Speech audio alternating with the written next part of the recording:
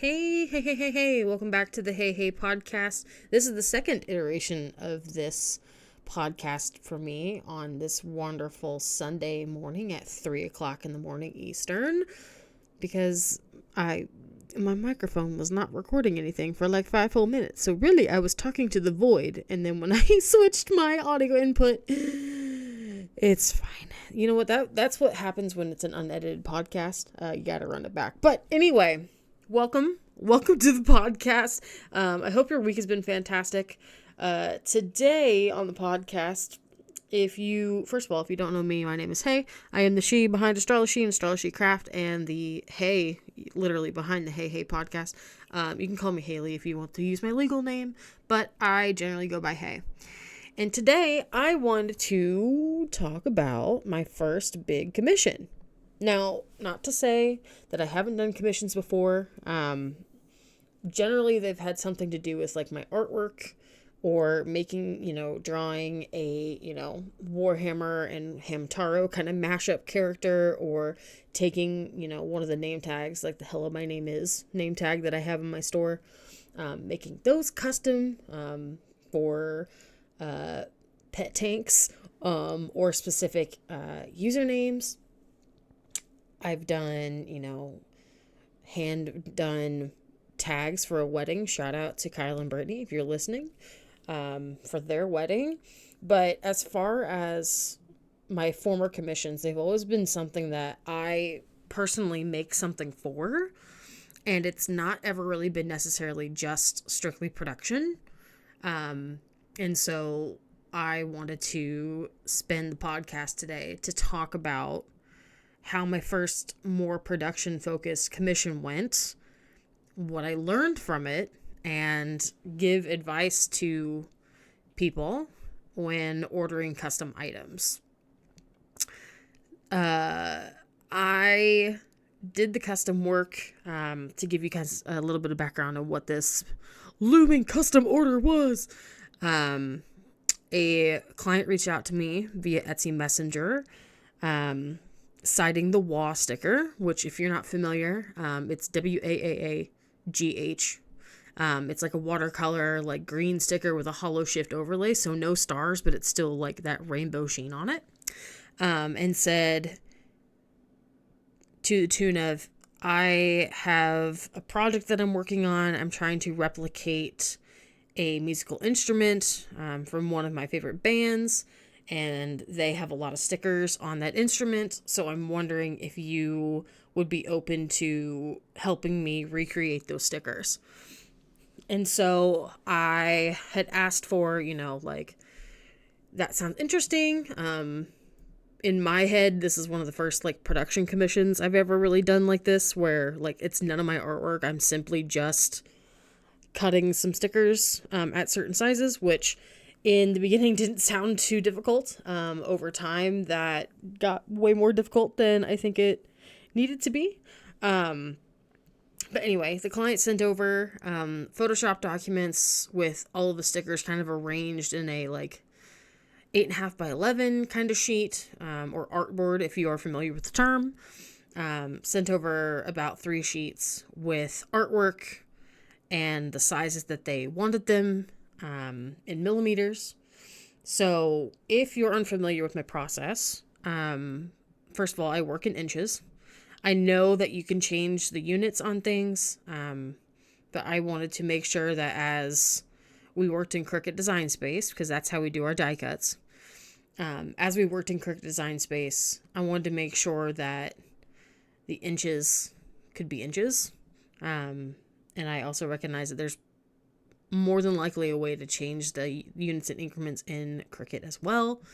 That's something something I learned from this conversation. But we'll get more into that list after I give you the synopsis. So I have these sheets. I have them in Photoshop. I created kind of a Google Drive just to house all the files. I asked for higher resolution images. I created a spreadsheet with all of the stickers in inches increments, or measurements, not increments, but in inch measurements. got approval on said spreadsheet that details out every single sticker, every single size, and what that sticker would cost. In the end, we got them in production. The client did approve that sheet. We got them in production, mailed them out, and then I got word from the client today that they were dull. They were handmade stickers, that we are not a professional sticker making business, and it's false advertisement. I only laugh because first, we've never claimed to be a professional custom sticker printmaking business. And second of all, yeah, they're handmade. I mean, the Cricut cuts them, but like David usually, and I say usually, like there's like a 0.1% chance that I'm going to actually layer the sticker paper and the overlay, the cold overlay, and press them together before they're cut. There's a very rare chance. So if you get those stickers are extra magical. But so without getting into the snark, which we will save a pocket for, because it is due. I want to talk about what I learned. The first thing I learned is, I could probably change the increments to millimeters. The client submitted files in millimeters, or measurements in millimeters. Though I did convert them to inches, they ended up not being the exact sizes that the client printed out at home. So in the review photos, or in the help request photos, they had taken the stickers I had sent and then side by side with something they had printed out and said that the stickers were not the right size. So number one, I recognize that I know I can change the units and increments in Photoshop, though I could probably change them in Cricut Design Space as well to have a little bit more control. And that's something that I didn't necessarily do. I did convert them to inches and got the inches, measurements. I keep saying increments. Measurements approved by the client. And that's what I went off of, because those were the approved amounts. Second thing I learned is that if you have global sales or discounts on, like, if you send, like, there's an offer you can set up in Etsy for, like, abandoned carts that you can set up for, like, a thank you. So if somebody orders, they can come back and get a discount on something. If somebody favorites an item, and I want to say if somebody, I felt like there was one more that I had to deactivate. Even with, like, a custom request, or, and I guess I'll talk about that too, but just know that if you have any of these global discounts, you can't turn them off per listing. So I quoted the client around $60. I think it was like $61, including shipping, and that discount got applied because they went and favorited that item once I got it posted for them, and they got almost like an $18 discount. So I was already out of revenue, which did not help my mental situation. It wasn't their fault. I will say that. It was not their fault. But know that if you have these global sales and you're trying to make a custom order, or just like a listing just for one person, you cannot take the discounts off of that. So I've had to deactivate the majority of my items, or my automatic discounts, and we're gonna have to rebuild with promo codes, but that is for a later me event. The next thing I learned is that the custom order within the Etsy messaging app does not work, and it is glitched. I sent a ticket to support, and support just said, well, you need to fill in all the fields. I did, and it wouldn't let me. It kept mentioning a field that was not present. So when I wanted to create just a custom request, I couldn't. So that's why I had to make a general request, and that's how the discount got applied, because the person went and favorited the listing. So just know that at least as of probably a week and a half ago. That order is the custom order, like build a custom order from this message, is glitched. Support says you just have to do it again, but by the time I was talking to support, I had closed out of the custom order and I didn't get screenshots of the error. Next time that I have a custom request, whether it's a real one or I might see if like my husband can, make an Etsy account and like request that, and then we can just like cancel the order or something like that. To see if I can't even just get like a little screen grab of it, both in like a screenshot and like an actual video of going through the fields, so that Etsy support can see that there's something wrong with the UI on our end. The fourth thing I learned, make sure the fourth thing I learned is that if the client has never purchased from you before, you probably might be better off denying them to do the custom work until they've actually, I don't want to say purchased something, but like they don't know what your work entails. This client, in addition to the different photo sizes or sticker sizes and die cut versus just like a square cut or a circle cut, was also asking and telling me what overlays to use, and asking that I do particular overlays, which I don't own. There was a point where the client sent me like a listing to buy overlays, and that's what they wanted.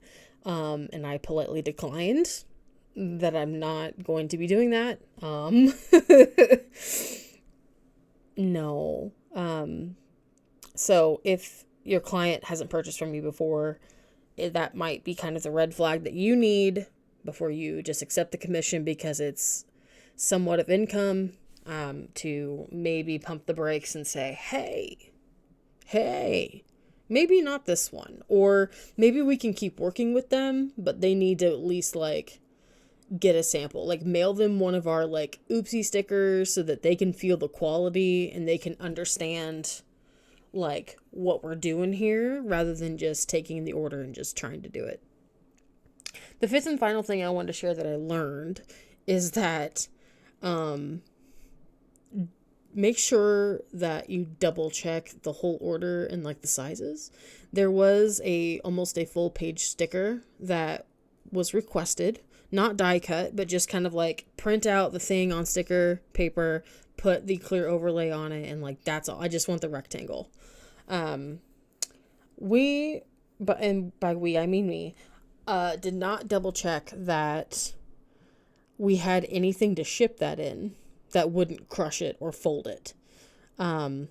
So we did have to improvise. I had a Holiday World poster from our last visit that came in a tube, like a mailing tube from the park. And so we kind of had to strip it of all of its labels and stickers and things like that. And that is what we used to ship it in, because we didn't have any flat mailers.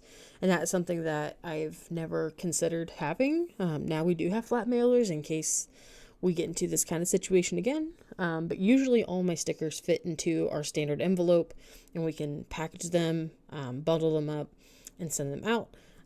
We were not prepared for this shipment.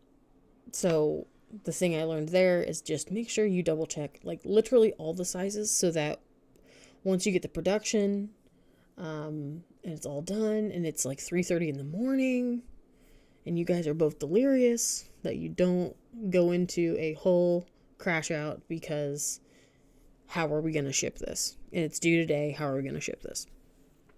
So, those are at least the top 5 things I learned.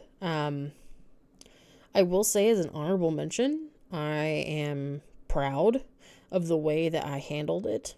I had David kind of take a look at what I wanted to respond with, because I felt very spicy, and had him kind of be a sounding board before I hit send. So like if he thought it sounded okay, then he could hit the button to send. If not, he can be over my shoulder looking, reading, giving me feedback. which is hugely invaluable. There's often times where I let the emotion get the best of me, and that doesn't always result in a professional, straightforward, stick to the facts manner. One of the things I've held on from both project management and account management and working with clients and internal teams is that when things get really hairy, and when I say hairy, I mean like people are mad, people are pissed, something went wrong, whether you dropped the ball or someone else, you're having to answer to it regardless. Stick to the facts.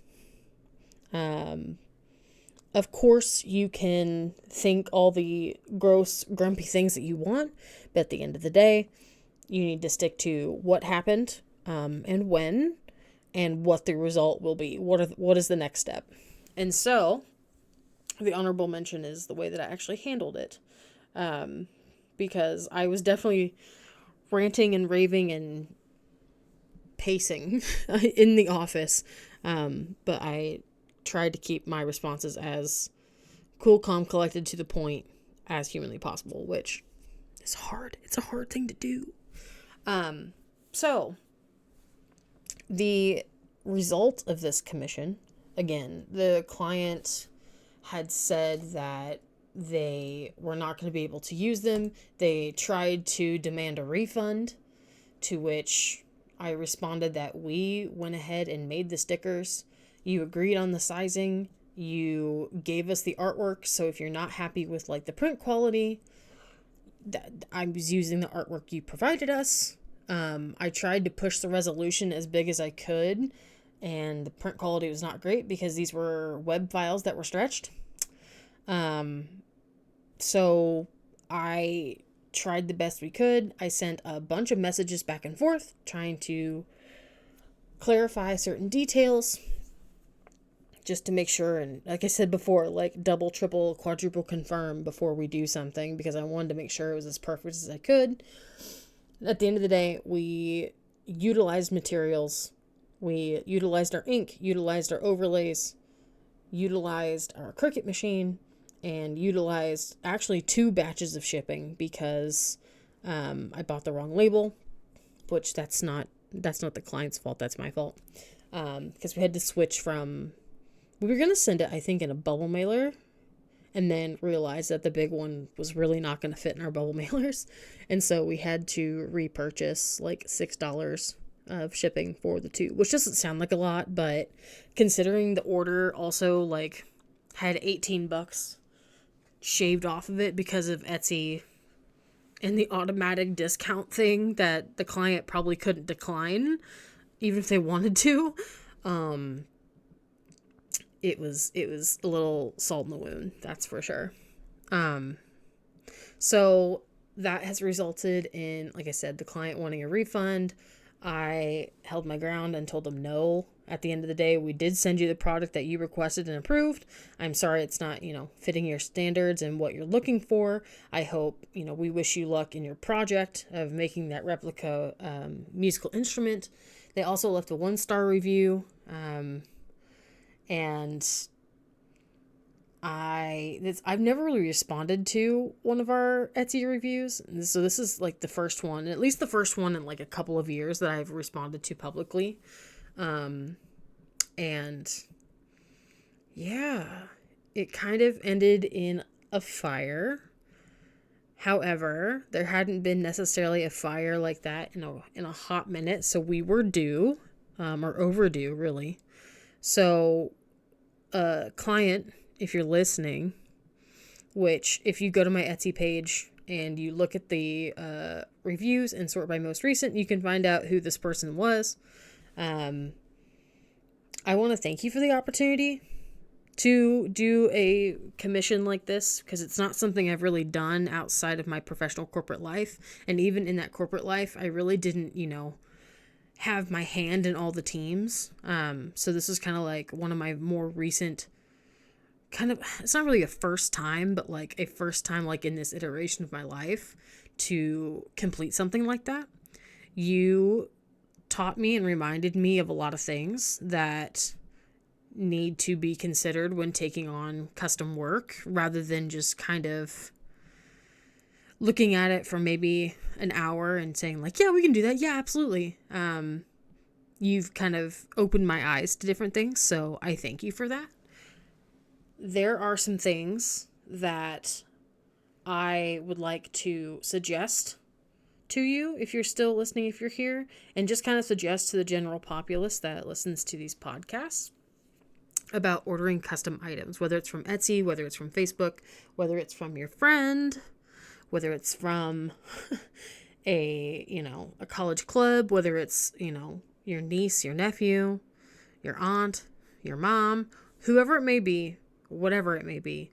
I want to go over a handful of things that you need to keep in mind when you're ordering custom items. Number one, if you have never ordered from this person before, see if they can't send you like a sample of what you're looking for. If it's a sticker, message them, or, if they're selling stickers and you've got the small amount of money, buy a sticker to see if that's what you want.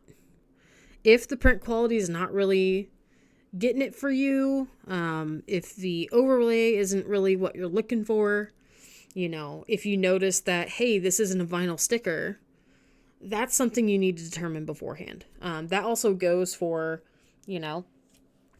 different things. I know that I've looked at ordering like a custom sweatshirt, or like an embroidered hat. I want to just push a little bit of caution. Make sure that if you have it in the budget to buy something beforehand, before you order your custom piece or your custom request, buy something from them first to see if you like the quality. And then if you don't, then you aren't going to be out additional money. If you do love the quality, then gung-ho, go for it, go forward. Another thing to consider, at least for AstroloSheCraft. Now, I can't speak for every single shop. I can only really speak on my shop's behalf. We utilize Cricut Design Center to do all of our cuts.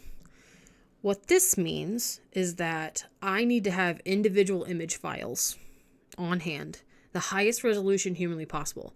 If you are out Googling a logo, if you're out Googling a piece of artwork, and it's web resolution, so I'm talking like 72 DPI to 150 DPI, I can print that. I absolutely can. However, if you're putting it in Photoshop or another photo editing source and just bumping the resolution to say that you meet the 200 to 300 DPI threshold, you're gonna lose quality.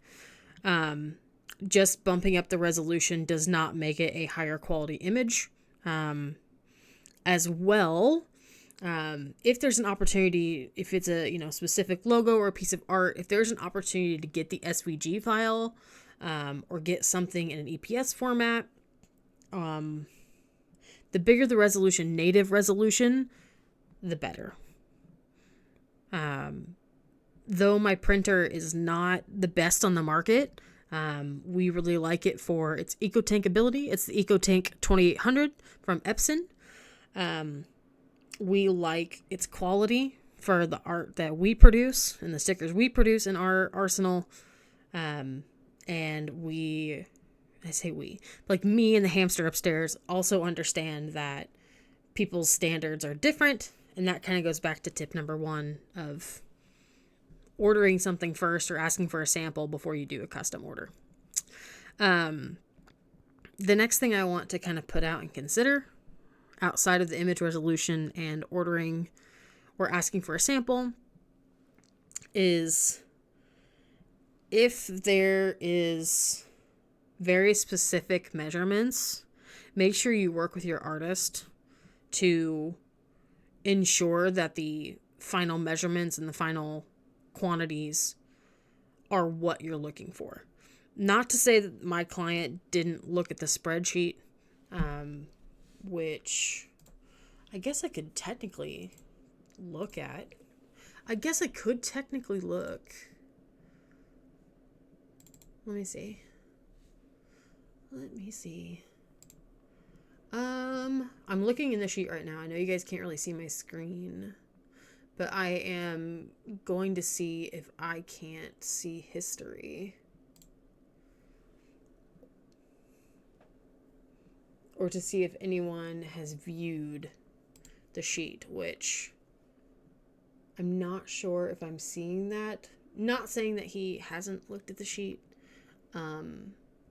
but if we're looking at different measurements, because my measurements are definitely in inches, and you submitted them in millimeters, make sure that those line up.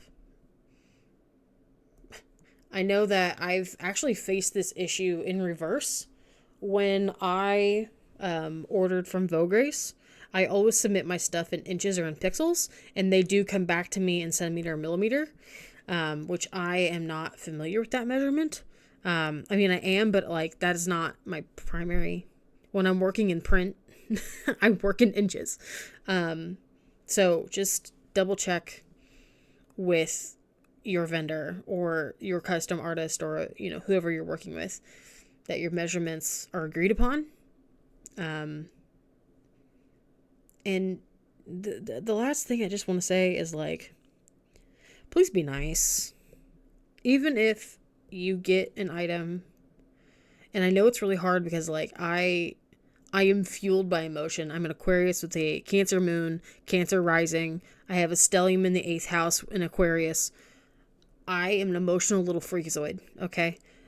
I have recently popped a blood vessel in my eye. I think this is the third one in my left eye, because I crashed out so hard over a trading card game that I lost my marbles, and we popped the blood vessel. So when it comes to crashing out in emotions, I understand, especially if it's something that you did pay some money for. And I know that if you were to go through, Vistaprint or any other kind of like sticker vendor that's not maybe a small artist or a small brand, doing the die cuts at minimum would be very expensive to do, purchasing one or trying to purchase like a singular one. That adds up fast.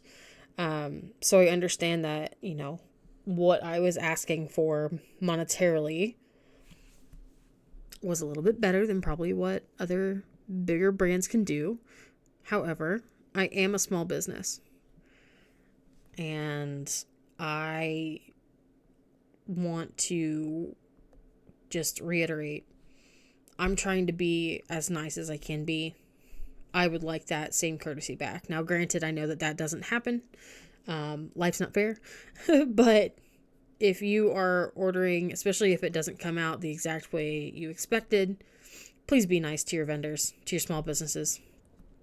Try to work it out the best you can. And if you can't reach a resolution, at least, try to look at it as pragmatically as you can. Yeah. So, now you all wanted the tea, okay? You wanted the tea, and I will give some of the rawness. If your former client, if you are listening, that's okay. I'm going to talk to you right now, directly. Number one, you've never ordered from my shop before. Okay. I'm glad you liked my work, but if you would have ordered a singular sticker for $2.50, you would have known the quality. I want to also say to you that all the hurtful language in the DMs was not necessary. And you should thank my husband for kind of talking me off the ledge and like keeping me calm, and like he showed up with like a 44-ounce Coke like right in the nick of time. He showed up with lunch in the nick of time, to where he could kind of deflate, because what you said was really hurtful. And I am a small business, and they are essentially handmade. Finally, I know that in the review photos, or in the help ticket photos, you took the sticker components that we made for you and put them side by side with things that you printed out on your own paper with your own printer, I think it would be wise for you to get a Cricut or a Silhouette, even if it's the Cricut Joy. I know the Cricut Joy is kind of small, but could be perfect for projects like this that you can have the ultimate control. That's also why I kind of got into doing what I do with stickers, other than making custom artwork and fandom artwork, is so that I could have that control over the cut, and not just kind of send it off to somebody to do, and just hope that it comes out good. That's also why, like, nothing against Vogue Grace whatsoever. I love working with them. But, like, that's why I don't send stuff out to manufacturers very often, because I don't have the control. I'm sure I can see a proof, but, like, I can't, like, control, and I have control issues that I'm still working through. So you have a really great quality printer. I saw that in your comparison photos. Get a Cricut or a Silhouette. Silhouette's kind of like the opposite brand of, like, cutting machine. I think the Cricut ones, I think the 2s might run you about like 120, 150. The 3s and 4s are going to be a little bit more expensive. If you're just wanting to do, like, it would even be helpful for just other things, not even just this specific project. I think it would be really useful for you to invest in one of those. And finally, I do feel bad that we aren't able to help, and our items aren't going to be able to be utilized on your musical instrument. But I did provide the things you asked for. At the end of the day, at the bottom line, I did provide the things you asked for. They were agreed sizes. Whether you looked at the sheet or not, I do have proof and screenshotted from our messages of you approving the items in the spreadsheet with minor modifications. And then I still proceeded to ask questions about the sizing and get that clarification from you. So the agreed sizes of what I cut. There might be issues within Cricut Design Space, which if you have ever been a Cricut user, you would understand that sometimes Cricut can just have a mind of its own and make things bigger or smaller, depending on how they arrange it on the sheet sometimes. And that's just something I can't control in Cricut Design Space. I would love to be able to, but I cannot. But yeah. So, anyhow, to you, client, I hope you have a great day. I hope your project goes well. I hope you're able to find the quality that you have been looking for. You ended up not even paying the full amount that we agreed upon because Etsy put a promo on top of it. And so we really can't offer you a refund, which I've already stated multiple times, but I'm just letting you know here vocally, we cannot do a refund for you. Anyways, so my first kind of production commission kind of went up in flames. I feel like I learned a lot. I'm proud of how I navigated it because it could have been navigated so much worse. And kind of talking about it here in the pod feels a little bit like a release. So that hopefully I can talk about it and it can get out of my brain and out of my chest. It can just live here on the internet forever. But I hope you guys enjoyed today's episode. If you have any advice on how to do, not necessarily even just production commissions, but like if you've done commissions before, what are some things that you have people either fill out or submit or agree to before you even start? I know that some people take like a deposit up front, kind of like a tattoo artist in that way. I am looking for any and all advice about commissions because I would like to start taking them, whether it's for, hand lettering or if it's for a character or it's a specific sticker design or even like more production things like this. I would love some advice. So please put it in the comments below. Anyhow, I will wrap up here. I will see you guys next week. And we may be posting a gaming video soon. It may be kind of like a speed run of a certain game. but we shall see. But I hope you guys have a great start to your week if you celebrate the start of your week on a Sunday. I hope the rest of your weekend goes well today. I hope your week goes fantastic, and I will see you next week. Thanks for listening. Thanks for letting me spill my guts, and I will see you next time. Bye!